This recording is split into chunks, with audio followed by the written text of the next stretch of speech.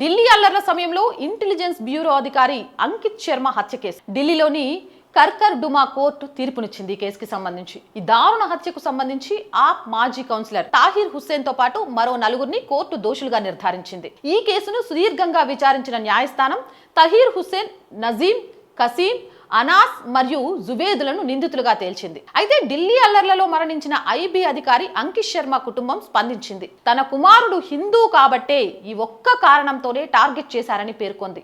ఈ విషయంలో అతని ముస్లిం స్నేహితులు కూడా హంతకులతో చేతులు కలిపారని కుటుంబీకులు పేర్కొన్నారు. 2020లో జరిగిన ఈశాన్య ఢిల్లీ అల్లర్లలో అంకిత్ శర్మ మరణించారు. ఆ సమయంలో ఆ ప్రాంతమంతా మతపరమైన హింస చెలరేగింది. ఇందులో మొత్తం 53 మంది ప్రాణాలు కోల్పోయారు. 25 ఫిబ్రవరి 2020న అంకిత్ ఇంటి సామాగ్రి తీసుకురావడానికి బయటికి వెళ్లారు. గుంపు ఆయనను కిడ్నాప్ చేసి హత్య చేసి మృతదేహాన్ని మురికి కాలువలో పడేశారు. మరుసటి రోజు ఉదయం మురికి కాలువ నుంచి ఆయన మృతదేహాన్ని స్వాధీనం చేసుకున్నారు. పోస్ట్ మార్టం నివేదికలో అంకిత్ ని 52 సార్లు తో పొడిచినట్లు తేలింది.